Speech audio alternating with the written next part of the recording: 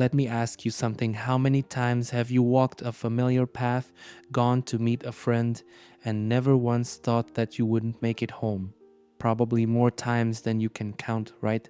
That's exactly what 14-year-old Caroline Glachan thought on the evening of August 24th, 1996. Where was she going? To meet her boyfriend. A short walk, nothing unusual. She had done it before. It was routine, safe, or so it seemed.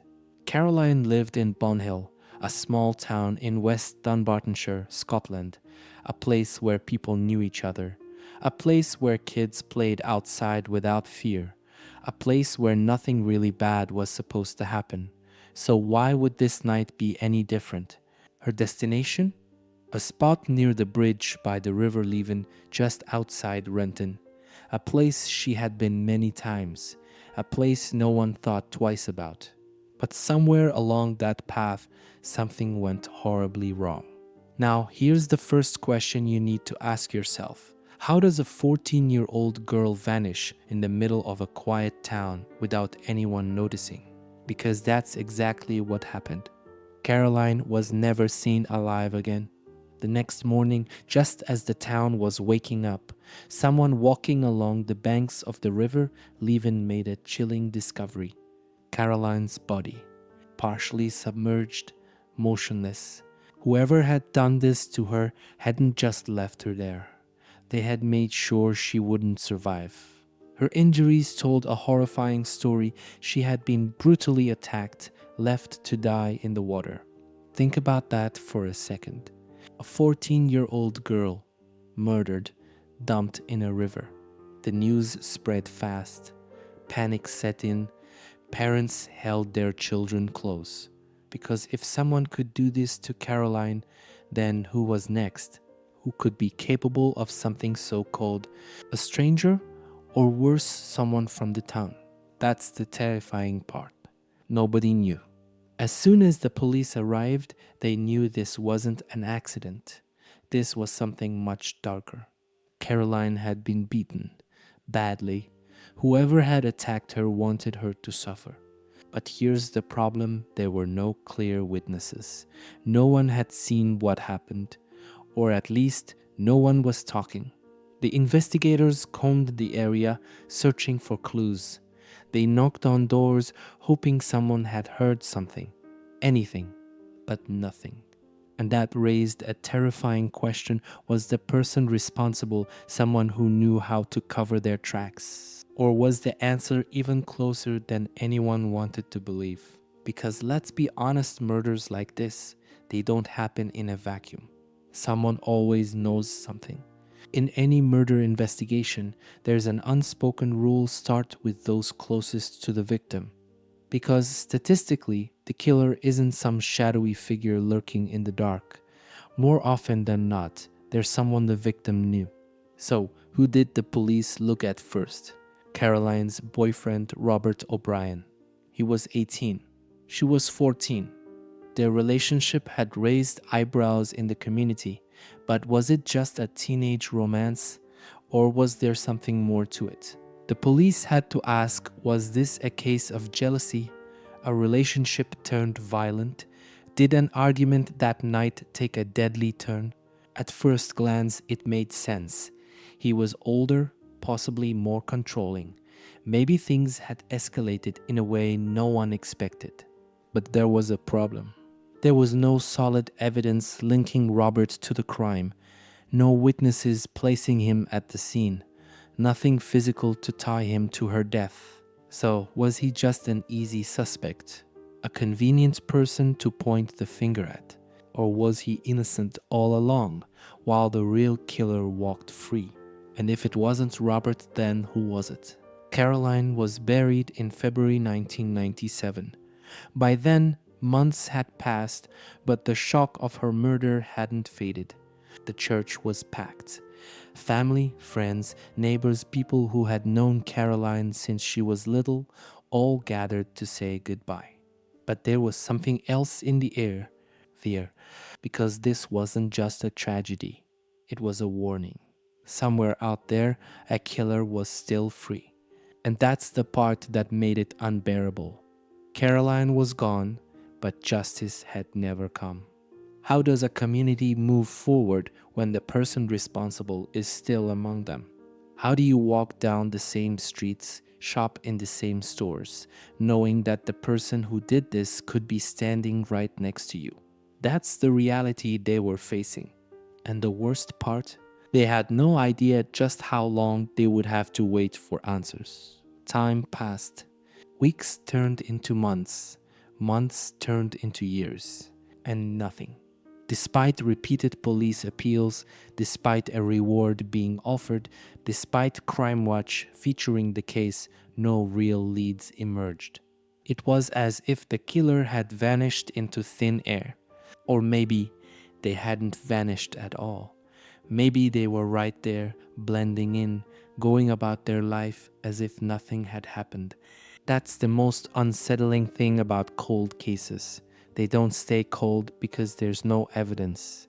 They stay cold because someone somewhere is keeping a secret. Did someone see something that night and stay silent? Did a key piece of evidence get overlooked? Or was it simply a case where science and forensics hadn't yet caught up with the crime? Either way, Caroline's family was left in an unbearable position waiting for justice, waiting for closure, waiting for answers that for decades never came. When a case goes cold, the media can be both a lifeline and a curse. Over the years, Caroline's murder was featured in multiple news reports, crime documentaries, and even BBC's Crime Watch. The goal? Keep her story in the public eye. Someone out there knew something. Maybe all it would take was a reminder, one news segment, one re-examination for them to finally come forward. But does media coverage really help solve cases? In some cases, yes. Cold cases have been cracked wide open thanks to new witnesses coming forward after seeing something on TV. But for families, it's a double-edged sword. Every new news article, every interview, every feature, it forces them to relive the pain. The grief never fades, but just when they might have found a way to cope, the media brings it all back. So what do you think? Is keeping the case alive in the public eye worth reopening old wounds? Or is it the only chance at justice when the system has failed? For 20 years, one voice never wavered. Caroline's mother, Margaret McKeith. She never stopped fighting, never stopped asking questions, never stopped demanding answers.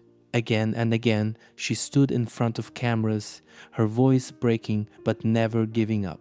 Somebody out there knows something, she would say. Please just come forward.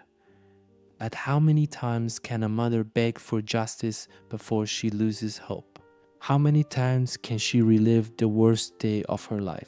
The truth is, Margaret had no choice, because for a parent, there's no such thing as giving up. Wouldn't you do the same?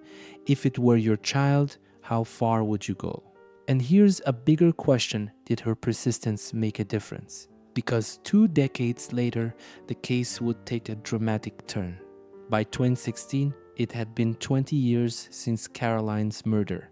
20 years of silence. But something changed. Police Scotland's cold case unit took another look at the case. Why now? Because forensic science had advanced.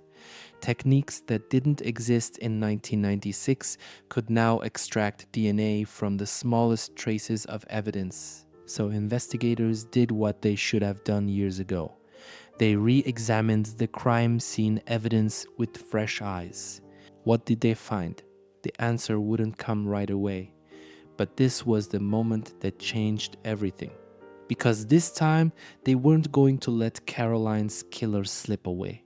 For 25 years, Caroline's case had been a haunting mystery. But in November 2021, everything changed. 3 people were arrested and charged with her murder: Robert O'Brien, Andrew Kelly, and Donna Brand. If that first name sounds familiar, it should. Robert O'Brien, Caroline's own boyfriend, was now accused of taking part in her brutal killing. So what had changed? How do three people go free for 25 years only to be arrested decades later? The answer? Forensic science and persistence. Detectives had gone back over the case with modern investigative techniques, re-examining old witness statements, analyzing new forensic possibilities, and piecing together details that had once been overlooked. But here's the real question: did they have solid proof? Or were these arrests based on circumstantial evidence and old rumors? After all these years, would justice finally be served? Or was the nightmare just beginning? Fast forward to November 2023. The three suspects now stood in court facing the most serious charge imaginable: murder. The trial took place at the High Court in Glasgow, a courtroom that had seen some of Scotland's most notorious cases. The prosecution wasted no time laying out their case. They argued that Robert O'Brien, Andrew Kelly, and Donna Brand had violently attacked Caroline, leaving her for dead near the River Leven. But why? What was the motive? Was it a dispute, a planned attack, a moment of rage that spiraled out of control?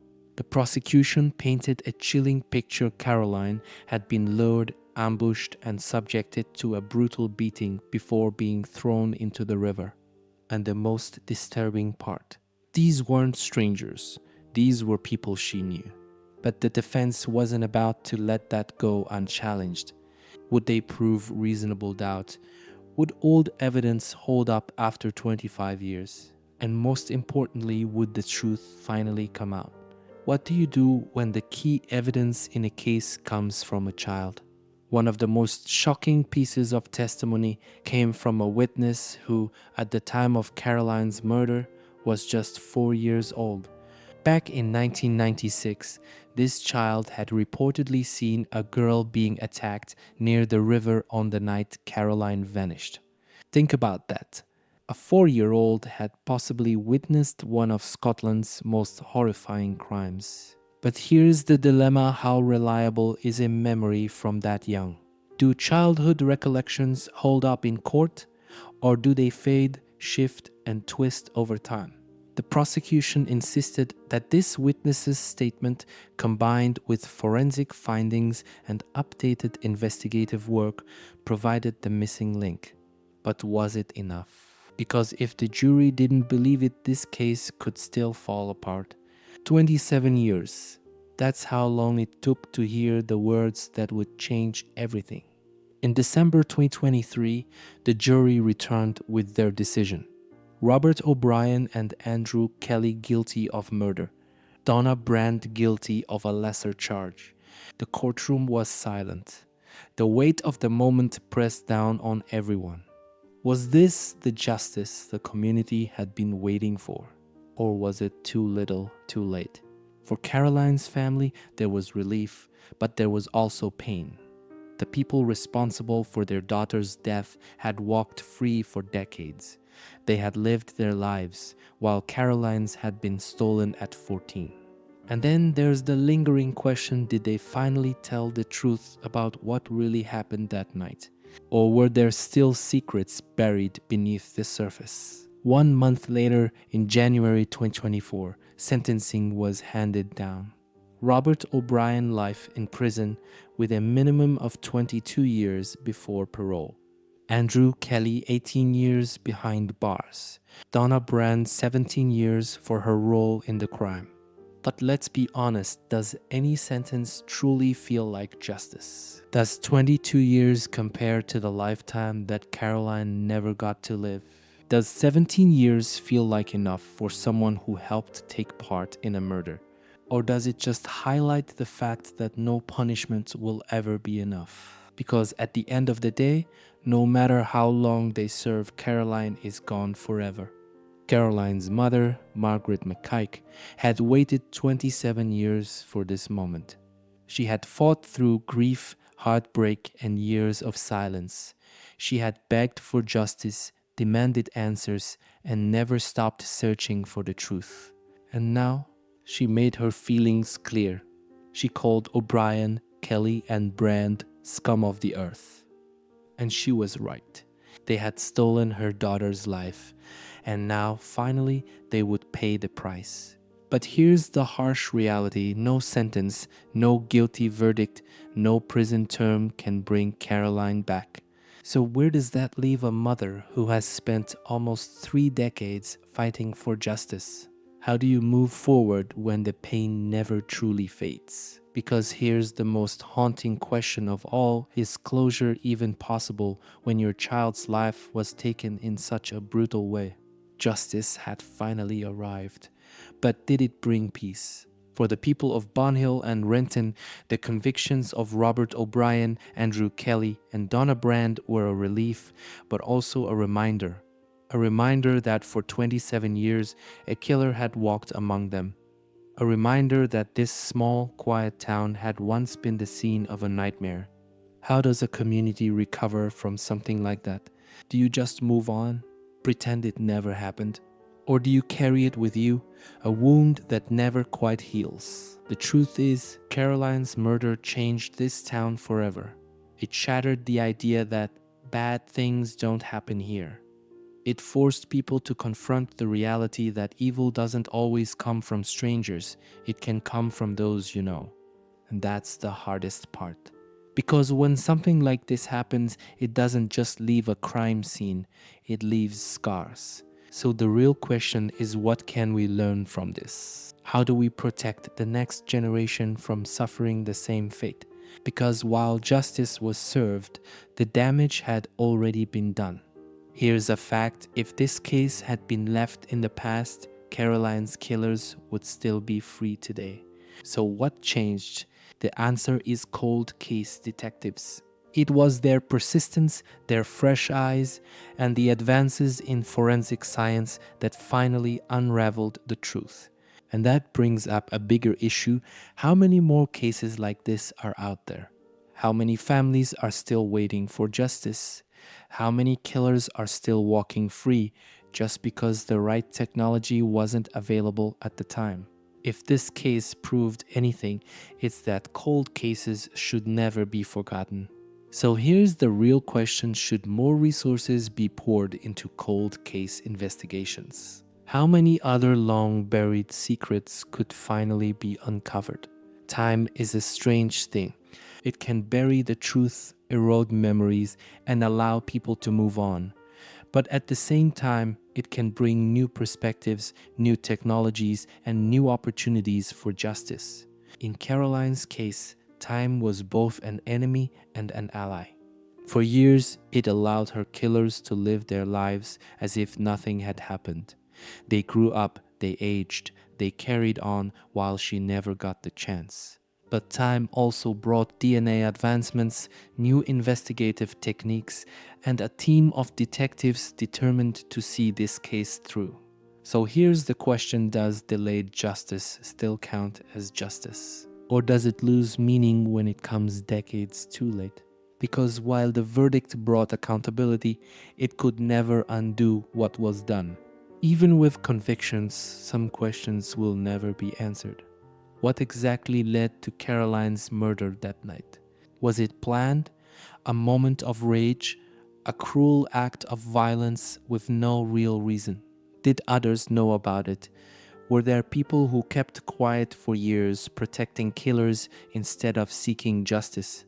And the biggest question of all: why? Why did 3 people turn on a 14-year-old girl? We might never fully know. And that's what makes this case so unsettling. Because even when justice is served, some mysteries remain. Caroline's story is one of tragedy, but it's also one of resilience. Her family never gave up. Her mother, Margaret, fought for answers for 27 years. The detectives who took a second look at her case refused to let it remain unsolved. And in the end, justice caught up. But Caroline's name should not just be remembered as a victim. Her story should serve as a lesson. A lesson that justice doesn't always come quickly, but it can still come. A lesson that no case should be forgotten, no matter how much time has passed. And most importantly, a lesson that the fight for truth is never over. So, how do we honor her memory? By making sure no family has to wait 27 years for justice, by making sure cases like this never go cold again. Caroline's story is proof that justice can take decades, but it should never be forgotten. Now, I want to hear from you. Do you think the sentences were enough? Do you believe justice was truly served after so many years? Or do you think there are still unanswered questions in this case? Drop your thoughts in the comments. I'll be reading every single one. And if you want more deep dives into chilling true crime cases, make sure to subscribe and turn on notifications so you don't miss the next one. Because one thing is certain, there are still cold cases out there, still stories waiting to be told. And together, we can make sure they are never forgotten.